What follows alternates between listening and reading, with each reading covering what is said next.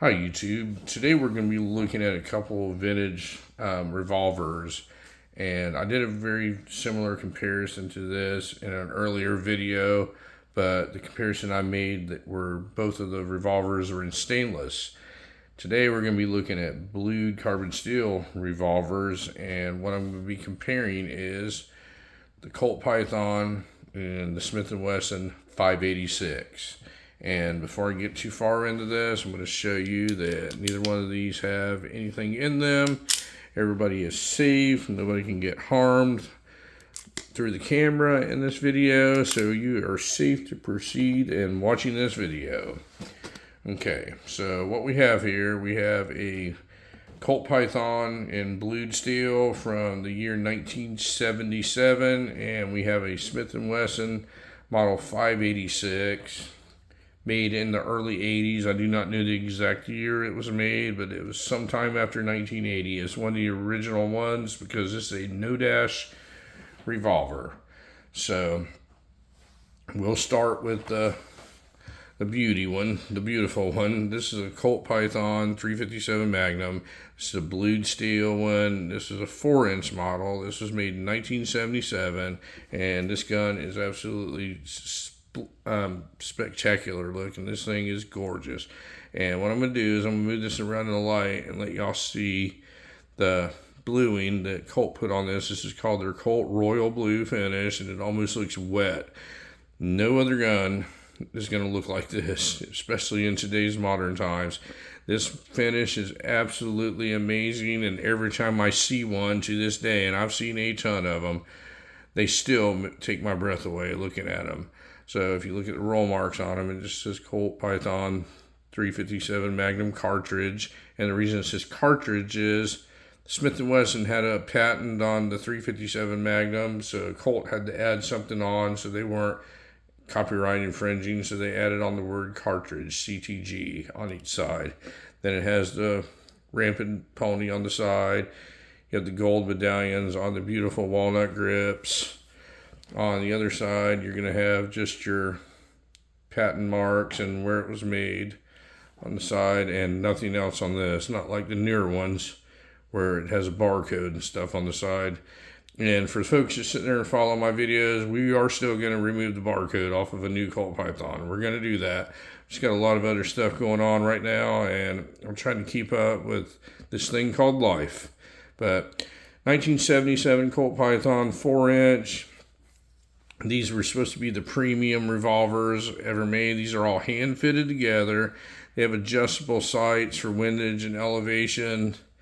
And just the action on these things is unreal. I mean, I can't say it enough. I've done a bunch of Colt Python videos, but when you work the actions of these things, you're never going to see anything like this.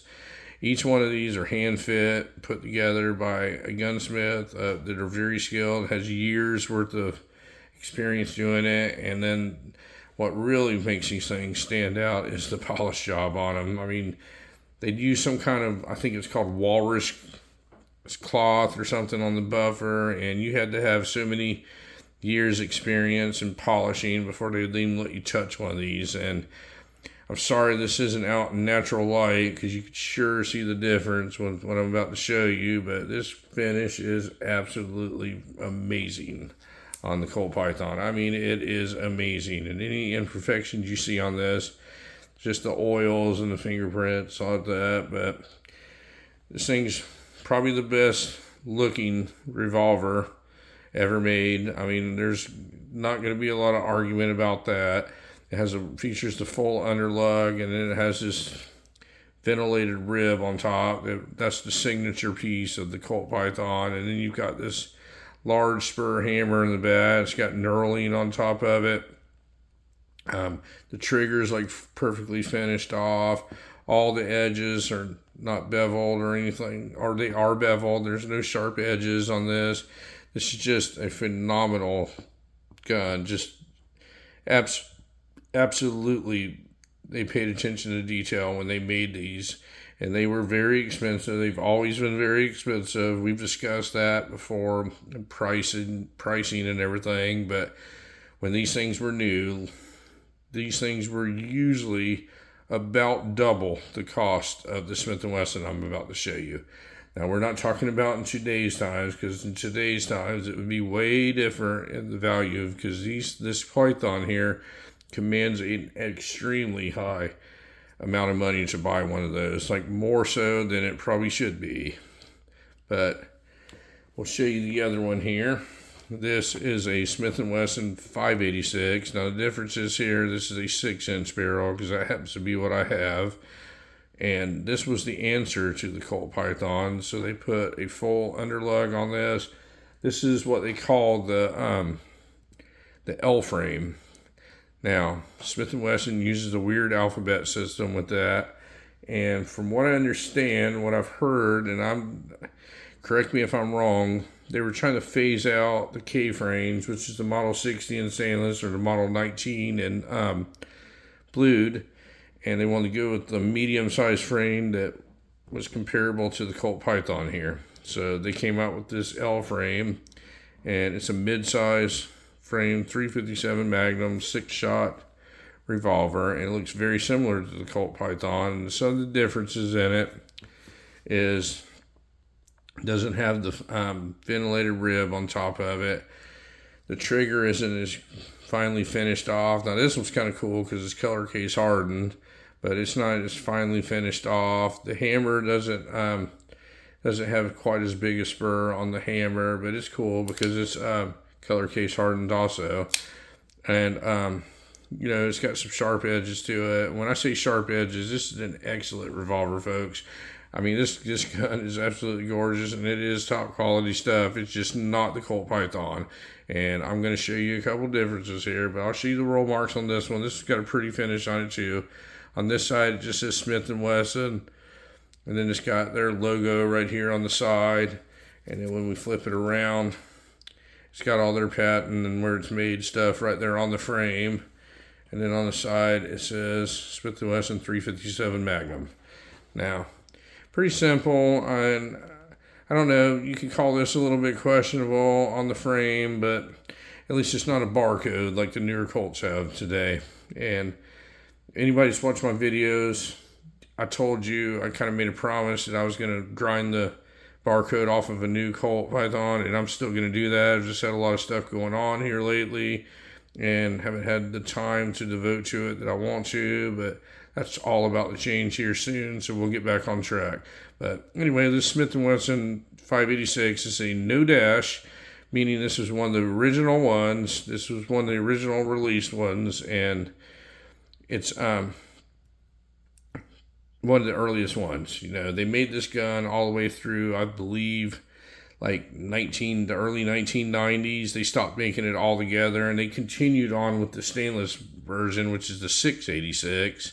And that one has never halted production and is still produced today.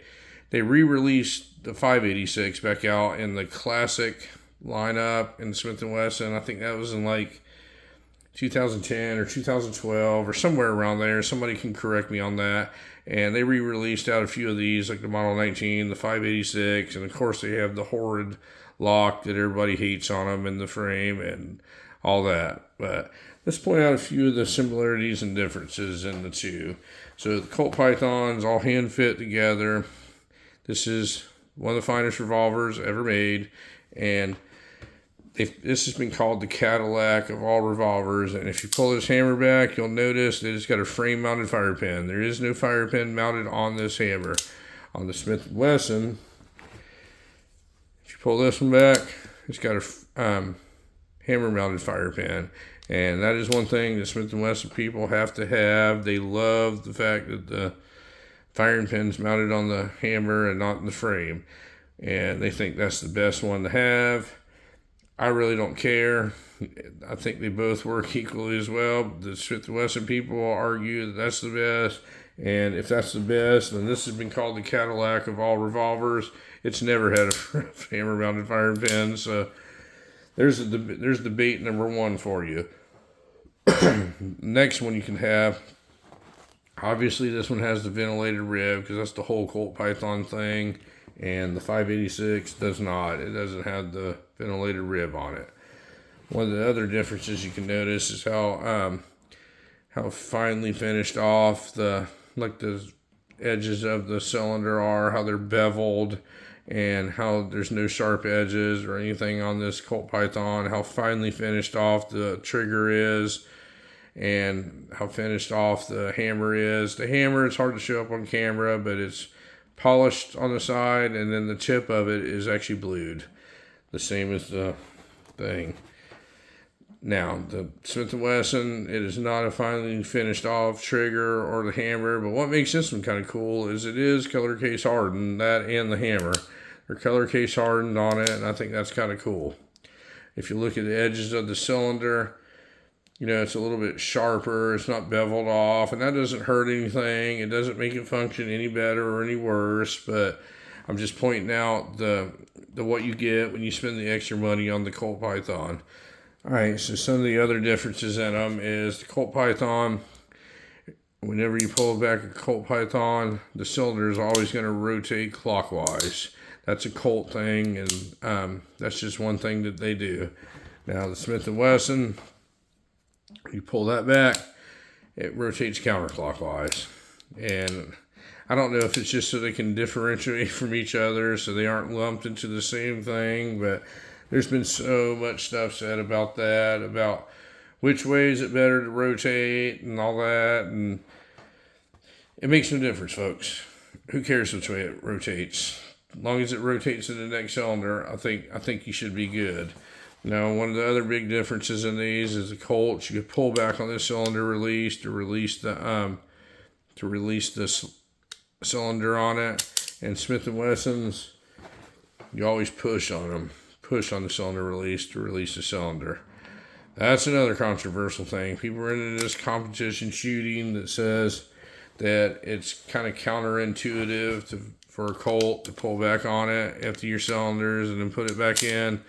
They say you have to change your grip stance. So with the Smith & Wesson, when you're done, you just push without changing your grip stance. Do it. Eject, reload, stick it back in. To be honest with you, I think it's all personal preference and it's more muscle memory, because I've got a lot more dealings with Colt revolvers than I've had Smith & Wesson revolvers. I'm not saying Smith & Wessons are bad. I'm just saying I'm a Colt guy and I really like Colts, and I'm very used to, when I'm done, just pulling this cylinder open, emptying it, sticking it back in. It's just absolutely a muscle memory thing to me. So a lot of people argue that the Smith & Wesson is easier, and every time, to this day, it's almost comical. You can almost watch me do it, at least the first time. When I'm done shooting this gun, I'm going to try and pull back on it to take it off, and I'm like, then I remember it's not a Colt. So it's a muscle memory thing. I feel that I'm just as fast unloading a Colt as any Smith & Wesson guy is unloading his, unless you're Jerry Michalek or something. Nobody's as fast as that guy.